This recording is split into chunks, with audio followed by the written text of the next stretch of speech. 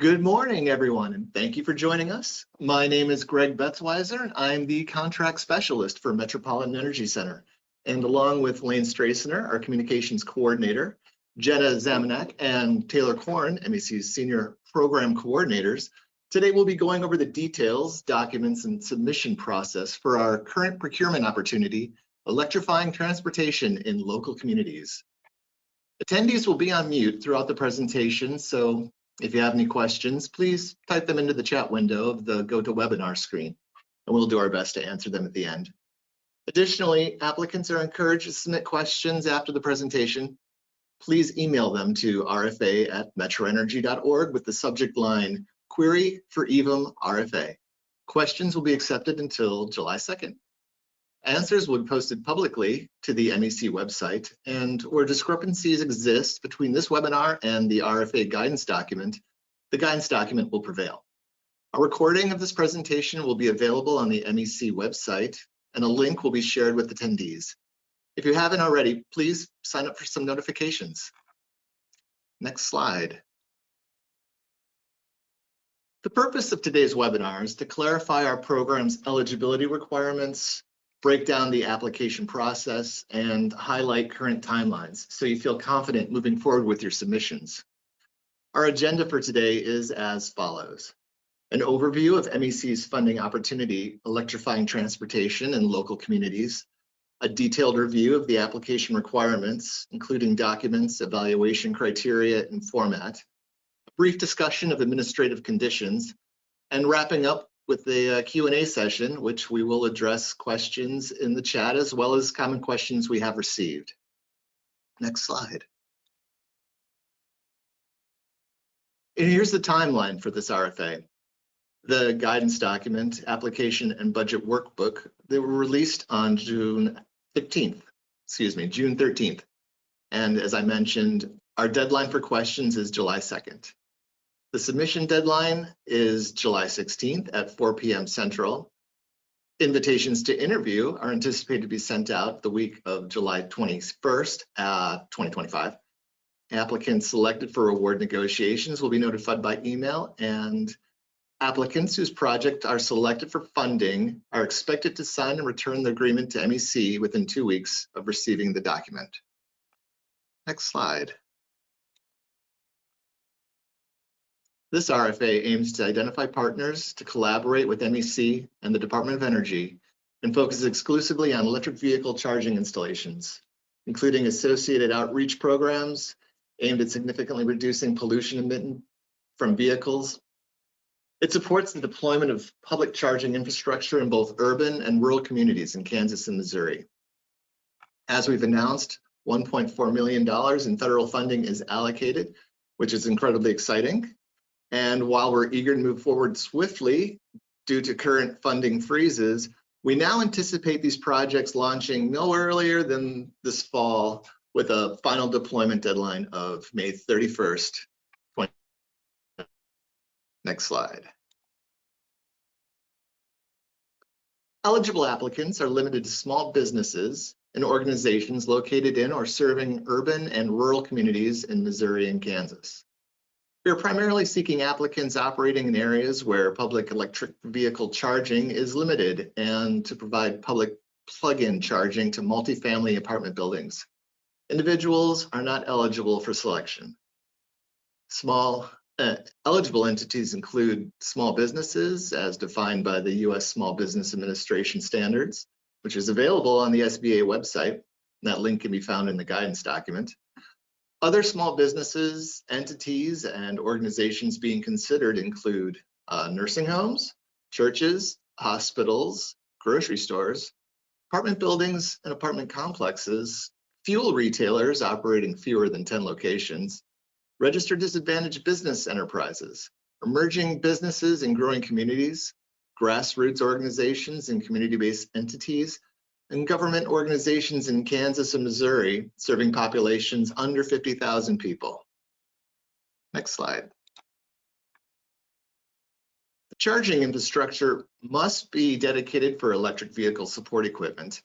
However, any planned infrastructure may be co-located with other fueling operations. Electric vehicle support Equipment must be level 2 or DC fast charge and must include only new charging systems located at new sites or adding to existing sites. And joint applications will be considered with justification, and public-private partnerships for public fuel stations are encouraged. Applicants proposing such plans must include letters of support and/or financial commitments from all partner organizations. Next slide. Short-term goals of our program include improvements within the transportation sector, increased vehicle deployments within local communities hurt by air pollution, inclusion of plans for workforce readiness and worker training through alternative fuel deployments, and we hope that long-term benefits will include reduction in NOx, particulate matter, and other criteria air pollutants, better air quality for communities in Kansas and Missouri hurt by pollution, better market readiness for electric vehicle deployment, moving towards self-sustaining regional and national alternative fuel markets. Next slide. And it occurred to me just now that we didn't mention that this is a zero cost share opportunity. Apologies for bearing that lead. I don't know where that slide went, but that should have been included early on.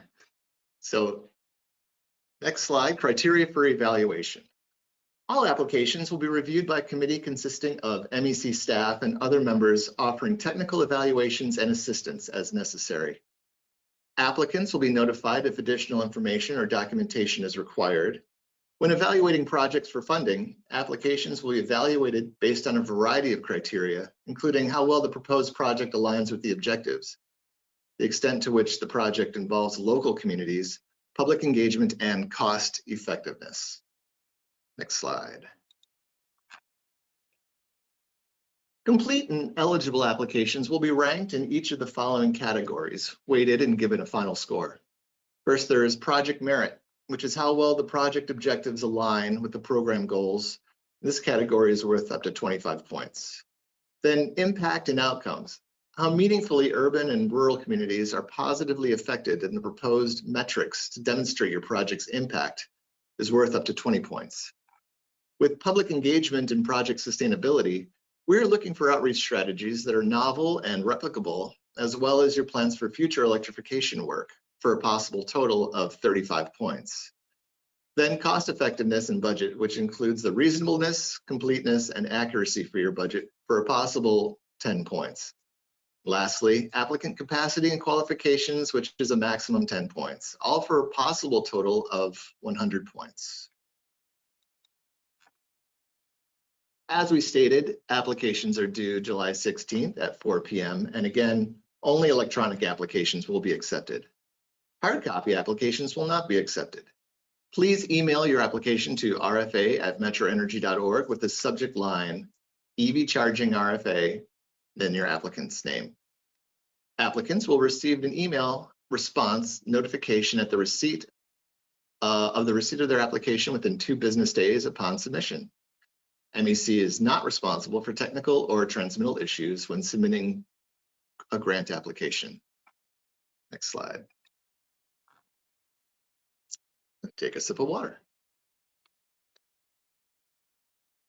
Here is a quick summary of the documents your application package should and may include. The application form and budget are required, and other materials like quotes, maps, letters of support from local communities, and depending on the project, possibly letters of commitment from your partners. If you need more space to tell us here's the story of your proposed EV-SE project, MEC welcomes additional narratives. Please try to keep it under 3 pages. Next slide. Now let's get into the forms. On the application, Section A, applicants should provide their company or organizational details, federal employer identification number, UEI, and contact information for their authorized official and project manager. In Section B, applicants are required to provide the budget details and specifics of their project. Field 4, the total project budget, needs to include the costs for all project components. Number 5, enter the anticipated month and year when the vehicle deployment will be completed. Reminder, your final deployment deadline is May 2026. Field 6, enter the number of electric vehicle supply equipment systems your program plans to deploy. With number 7, project description.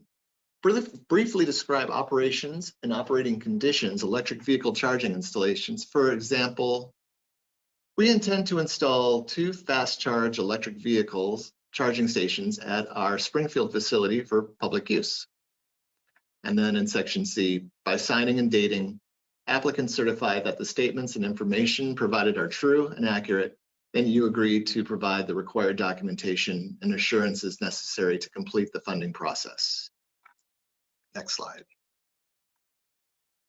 Under section D, project details, applicants will provide additional project information, such as the type of project, plans for outreach, and your capacity and qualifications. Number 9, type of project. You can check public, private, or both. 10, describe the operating conditions of your project. And field 11, outreach. Describe your public engagement activities, as well as availability for peer networking and panel presentations to peers in industry in the region and or nationally. Next slide. Field 12, project sustainability. Please briefly discuss ways you plan to maintain your electrification project after the project ends. Just a reminder to attach your completed application and budget workbook, as well as any supplemental documents like additional narrative or letters of support. Next, let's transition to our overview of the budget workbook. The budget workbook is a required document, and it should be completed carefully following the guidance provided in the RFA. Applicants must provide an itemized listing of all project costs, including a detailed itemized budget indicating per unit equipment costs and supplies, construction, engineering costs, and so on. Download the Excel workbook at the RFA webpage. That's the Metro Energy website, procurement. And instructions for filling out the budget workbook are included in the instructions tab. Some general notes regarding the use of the workbook. It's a self-calculating form, so do not change any of the field formulas. Each tab contains example line items. These are not calculated and they should be left as is, meaning please do not overwrite the example line items. Use only the Excel tabs that are necessary to capture your planned expenditures and leave the others blank. Again, your total budget should include all costs associated with the purchase and installation, necessary training and anticipated outreach costs, and must provide line item detail that describes how the budgeted costs were determined, and if by quarter estimate, and how they relate to the project. And if you have quotes, please include them as attachments. Save with the file name, applicant name, budget, and contact rfa@metroenergy.org for help with the budget workbook if needed. And again, this is a 0% cost share opportunity. Next slide. So just a recap of the application documents. The application form is required. You can download the PDF application form to your desktop to use all the features and signature fields. Follow the instructions in the form to complete the fields. Save as a PDF and name the file, applicant name, application. B, budget workbook, it's a required document. Download the Excel file from the procurement webpage and follow the instructions in the information tab of the Excel file to fill in the fields. See also instructions and information on the applicant form. Save as an Excel file and name the file applicant name budget. Other support documents are recommended, which additional narrative, which is limited to 3 pages. If the spaces provided in the application form are inadequate, you're welcome to state see additional narrative in the form field and then provide a longer narrative as an attachment. More information is always welcome. However, in the absence of the additional narrative, it will not affect your chances for selection. Save as a PDF and name the file, applicant name, narrative. As we said, letters of support from the from the community are not required, except in the case of fueling station partnership, and the omission of letters of support will typically not affect your chances for selection. Any confidential or proprietary information should be readily identified, marked, and included in one additional attached document separated from the rest of the application. Name the file, applicant name _ confidential. Combine all support documents into a single PDF and name the file, applicant name, other attachments. Next slide. Now here's a list of the administrative terms and conditions as found in the guidance document. And you can visit metroenergy.org, Electrifying Transportation RFA, to download the information. I'll go through these briefly. Proprietary confidential information. Any restrictions on the use of or inspection of material contained within the application should be clearly stated in the application itself. Written questions by the applicant for confidentiality shall be submitted to MEC in advance of the application submission deadline, along with the application material. The applicant must state specifically what elements of the application are to be considered confidential or proprietary and must be packaged separately from the rest of the application. Commingling of confidential and proprietary and other sensitive information is not acceptable. Neither an application in its entirety nor application price information will be considered confidential and proprietary. Any information that will be included in any resulting agreement cannot be considered confidential. Organizational conflict of interest. Any businesses or entity or individual may be ineligible for selection if they are found to have an organizational conflict of interest, as outlined in the RFA, in relation to the solicitation and the resulting agreement. Applicants must disclose any potential conflicts of interest. Individuals or business entities who have been engaged by MEC to assist in the preparing of the original application or who have had access to sensitive information related to this procurement process prior to the solicitation, including but not limited to requirements, statements of work, or evaluation criteria, will not be eligible to directly or indirectly apply. MEC considers such prior engagement or access to an organizational conflict of interest as it may create an unfair competitive advantage. RFA response, material ownership. MEC has the right to retain applicants' original applications and other RFA response materials for its files. Binding offer. An application submitted in response to this RFA shall constitute a binding offer. Acknowledgement of this condition shall be indicated by the signature on the application of the applicant or an officer of the applicant legally authorized to execute contractual obligations and will bind the applicant to the application. Debarment and suspension. By submitting an application in response to this RFA, the applicant certifies that its principals and proposed subcontractors, if any, are not presently debarred, suspended, proposed for disbarment, declared ineligible, or voluntarily excluded from covered transactions by any federal debarment or agency as outlined in the RFA. Disclaimer. All statistical and fiscal information contained within this RFA and any amendments and modifications thereto reflect the best and most accurate information available to MEC at the time of the RFA preparation. As identified previously, applicants are required to provide their Federal Employer Identification Number, FEIN, and their unique entity identifier, as well as a copy of their IRS W-9 form. Incurred cost. MEC is not liable for any costs incurred by the applicant prior to the issuance of a legally executed agreement, purchase order, or other authorized acquisition documents. Compliance with all federal, state, and municipal laws and regulations. Successful applicants shall comply with the applicable federal, state, and local laws and regulations in the performance of all the work under the resulting agreement. Successful applicants shall obtain all federal, state, and local permits, authorizations, and approvals of all work performed under the agreement. This includes the governing agreement between MEC and the Department of Energy. Successful applicants who complete a contract agreement will manage and expend funding to maximize these benefits, including commencing expenditures and activities as quickly as possible, consistent with prudent management.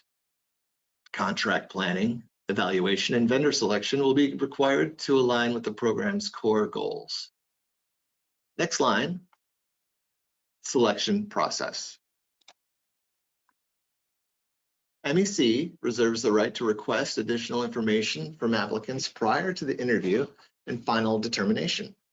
Funding decisions will be based on a competitive process, and not all applications may be receiving funding. MEC reserves the right to delay any decision due to budgetary constraints. MEC reserves the right to vary from the evaluation criteria listed within this document during the bid solicitation period as necessary or appropriate. Any modification to evaluation criteria will be posted to MEC's website. It is the responsibility of the applicant to check for these changes. Some applicants will be invited to interview, and those selected will be notified of the review committee's determinations via email between July 25th and August 15th. Successful applicants are expected to sign and return the agreement to MEC within 2 weeks of receiving the document, unless otherwise noted in writing by the MEC contract specialist. Funding decisions are final. Selection is based on a competitive process where applications are weighted against other applications and overall program goals. Any changes to an applicant's scope of work after funds are allocated, if not approved by MEC, will not be permitted and may lead to the nullification. Next slide. Take a sip of water.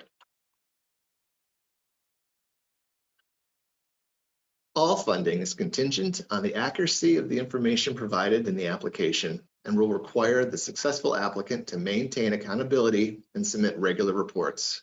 These reports must follow the procedures set by MEC. Additionally, MEC staff will conduct periodic site visits during and after installation to ensure compliance with the agreement. The following reporting requirements will be included in MEC's agreement with the successful applicants. Successful applicants will join monthly status calls with the other project participants. Additionally, successful applicants must submit a written progress report every quarter outlining activities under this agreement. It will be the responsibility of the successful applicants to prepare and submit these reports on time. Failure to do so may lead to delayed payment of funds or termination of the agreement. The report will refer to the status of the work to be performed pursuant to this agreement, including a description of the deliverables and tasks completed during the reporting period.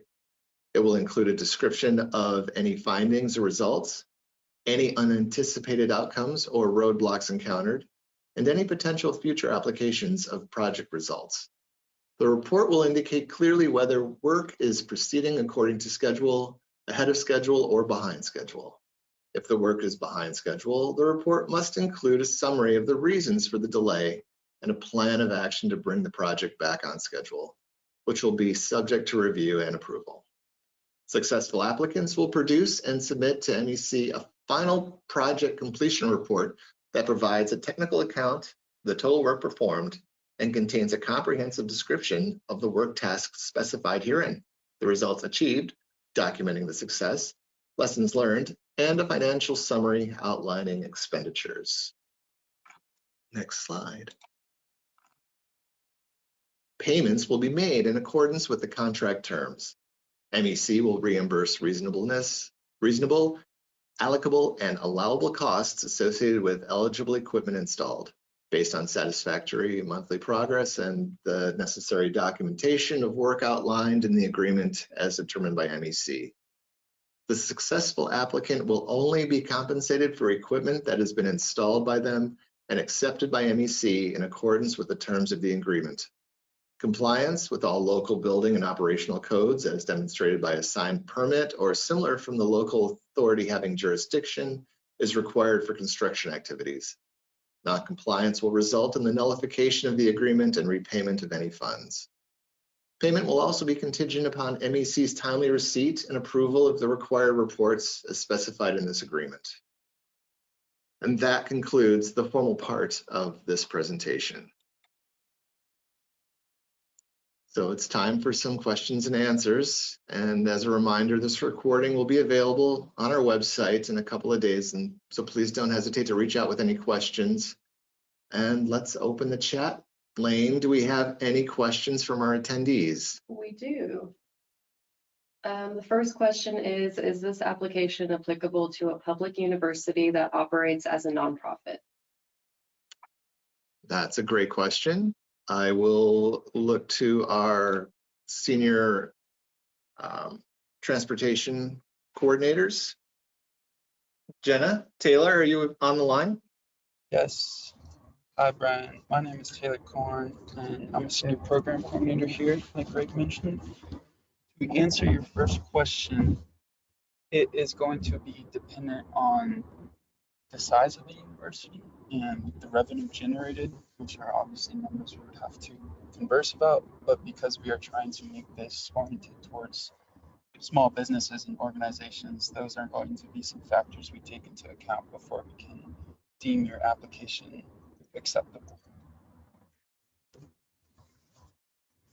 Thank you, Taylor.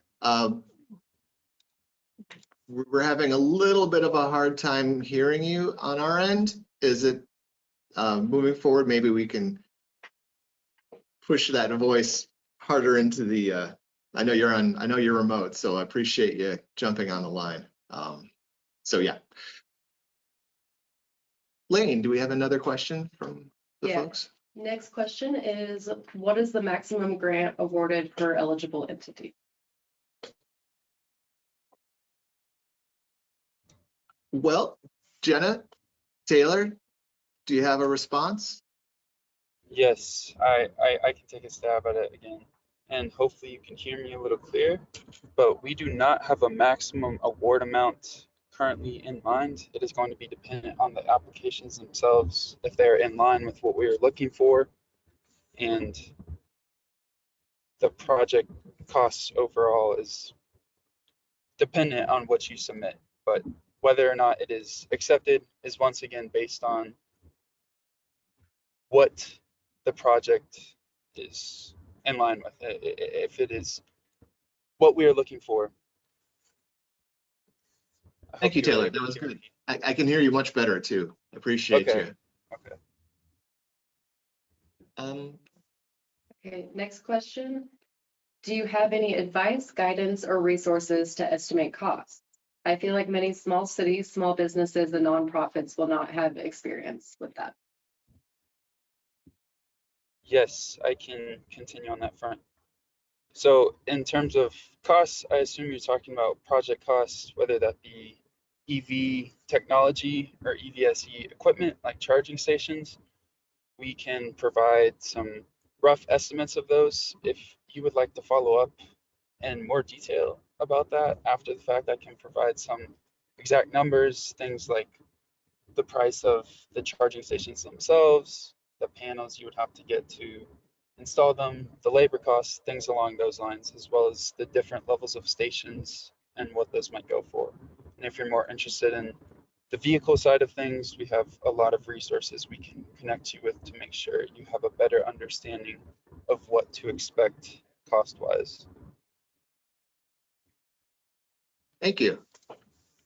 Lane, do we have another question? Yes. What does community engagement, education, etc., look like for small businesses that do not necessarily have a large community footprint or deal with limited or specific customers?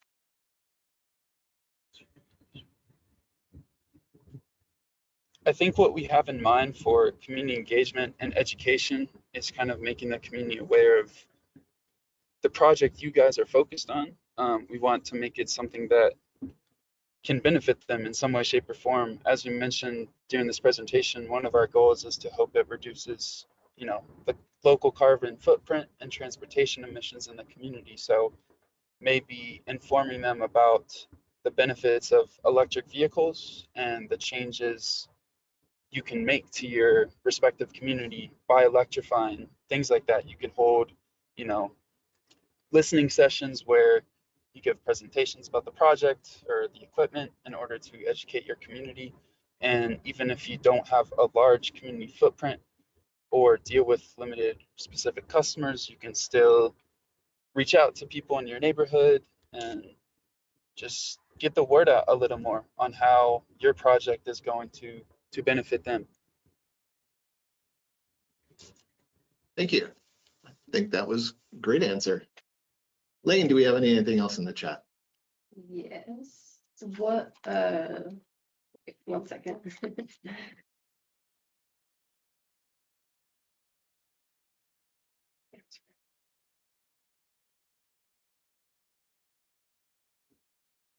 Is this for EV equipment only, or can it be utilized for all infrastructure, as in developing a new space for EV stations? As it stands, we think the funding should go towards EV equipment and technology. So that includes the station costs as well as the cost of installing the stations, whatever project that ends up looking like.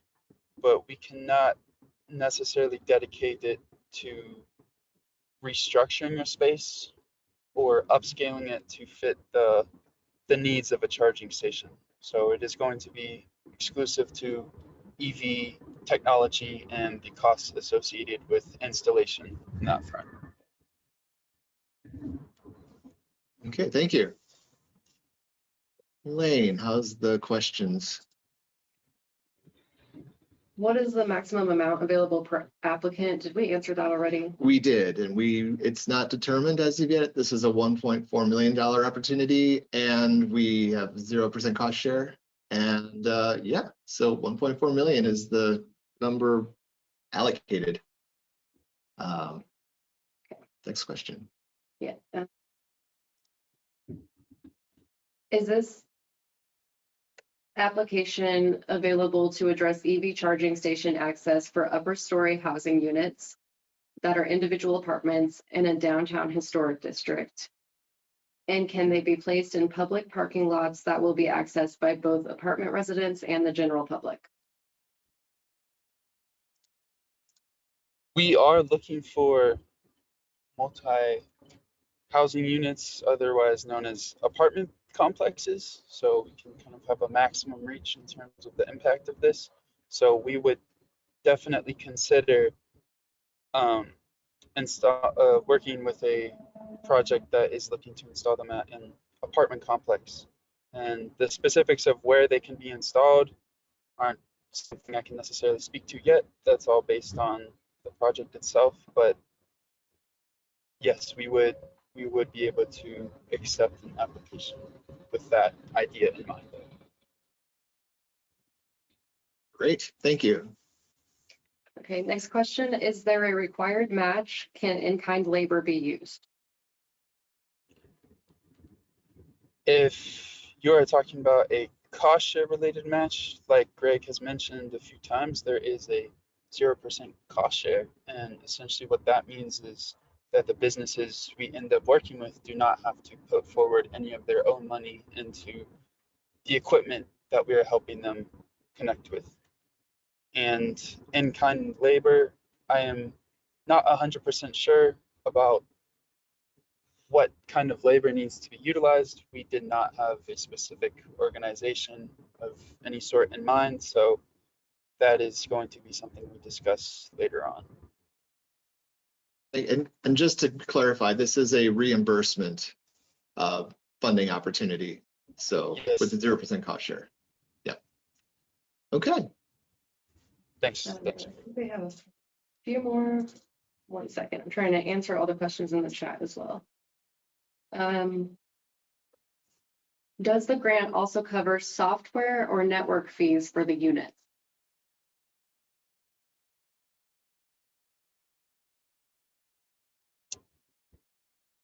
We have not discussed that.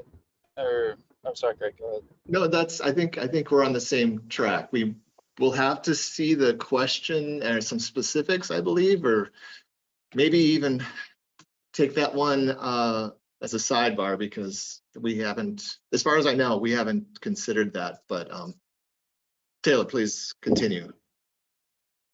Yes, we have not necessarily discussed that, and I think something like that we would have to talk about with the applicant one-on-one, because that could run into a recurring kind of fee, which is something I don't know if this grant is set up to assist with.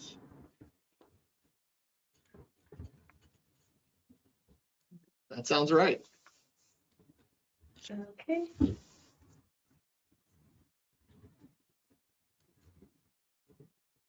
If we have a solution that is not fixed chargers that will cost significantly less, can we still be considered?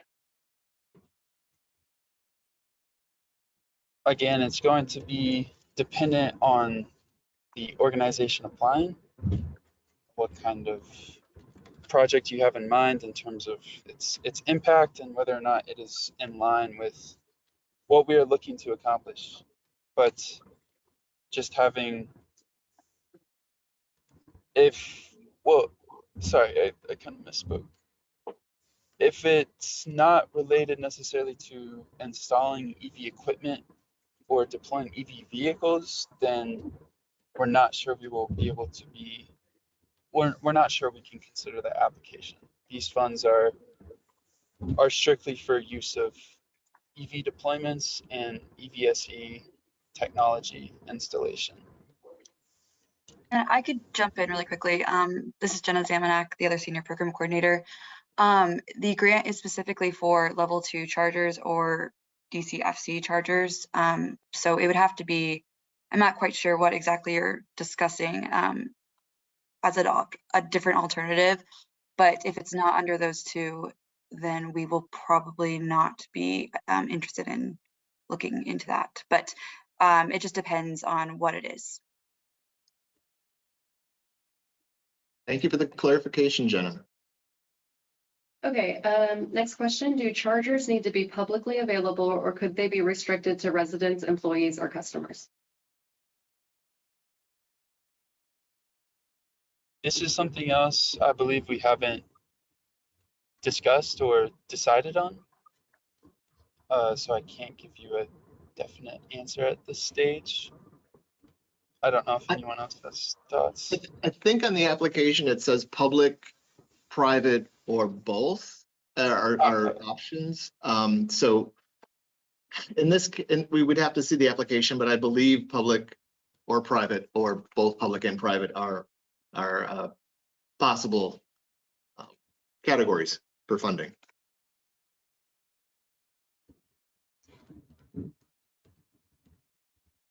Okay, does the entity have to cover the energy costs for charging stations for any amount of time, or can we charge it back to the customers through ChargePoint or another provider?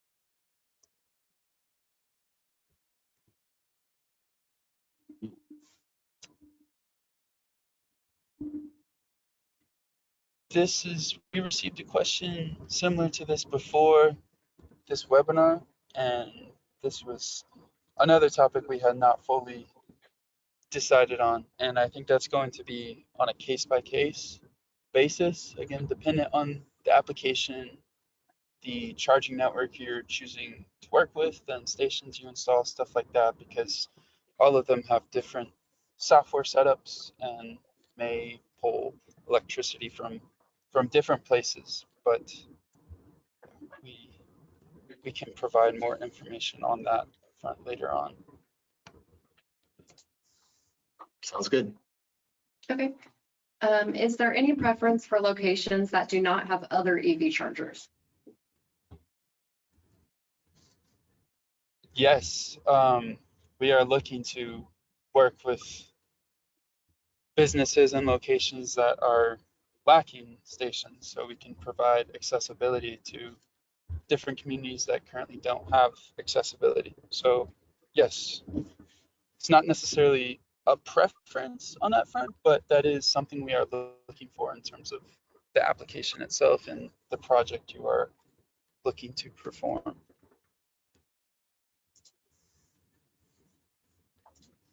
Next question, if our project is scalable, should we submit the entire project and let you decide how much could or should be awarded? I think we would rather you come up with the costs associated with the project, because we're not entirely sure equipment wise how much you would need, what you're looking to install, and we're more on the end of looking at the project as a whole and deciding if it's a good fit cost-wise as well as the intention behind it. So if you could provide information on how much you expect it to cost, that would be greatly appreciated. And again, like someone asked before, if you need assistance with expected costs and things like that, we have resources we can provide you with to point you in the right direction.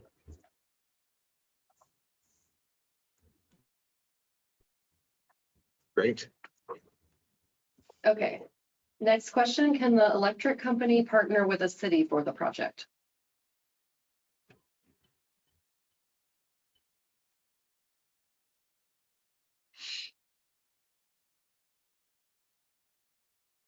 Taylor or Jenna, do you have a thought on that?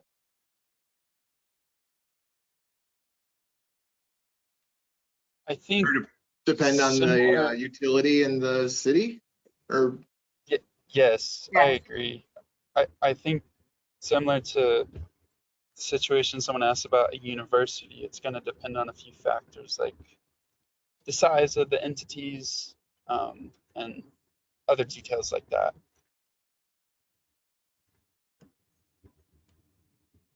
fair enough. So we'd like to, learn more about your program that you're proposing. Okay. We have an autonomous charging option that doesn't require structural installation. One unit can service up to 30 vehicles. Is it a level 2 or a fast charge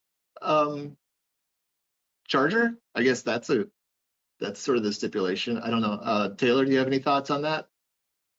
I think this is related to the earlier question Ian asked about if we have a solution that isn't fixed chargers that will cost significantly less, can we still be considered autonomous charging option that doesn't require structural installation?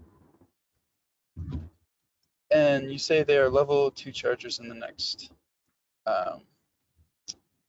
Yeah. message. Oh, they are level Okay. 2? Okay. Yeah, if they're level 2, they can most definitely be considered for the project. And I'm curious to learn about the autonomous charging as well. Sounds like please send us your application. Definitely. Yes. I think that's all of our questions. If anyone has any more, you can feel free to add them in the chat right now. We can give everybody a second. I see 2 more on my end that I'm not sure we got. Or maybe we did. I see one from Lori Yes. Kelly that Sorry, I don't know why those weren't showing up for me. They are now. Okay, our community has struggled to find an electrician to help with EV charger installation. Our community is located over 90 miles from a metropolitan area, and our local electricians have no experience. Does Metro Energy Center have a suggestion for us? that's a tough situation, Lori. That is one thing we're trying to work with on other projects is kind of workforce development and training different types of professionals on how to work on EVs and EVSE equipment because there is a big gap in terms of that knowledge. So I think you can reach out and I can try and connect you with some ideas on that front. The most likely situation is that someone might have to make the drive out there to help you with the installation or upscaling, whatever it is you're necessarily looking for.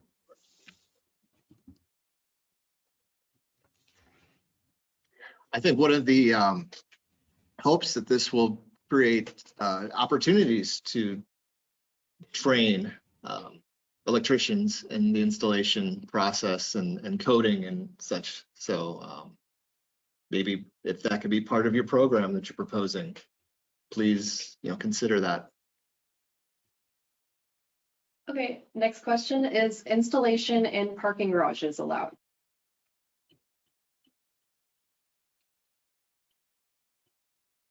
I think it would be allowed.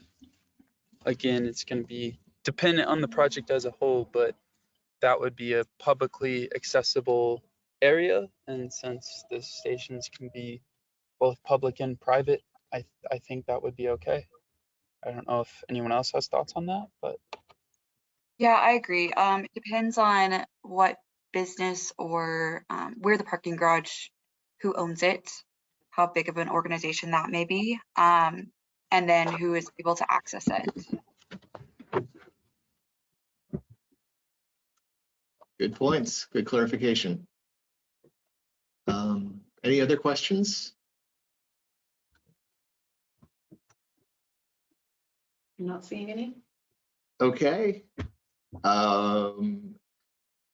Well, if there are no more questions, please, you can always send them into RFA at metroenergy.org. Apologies for that.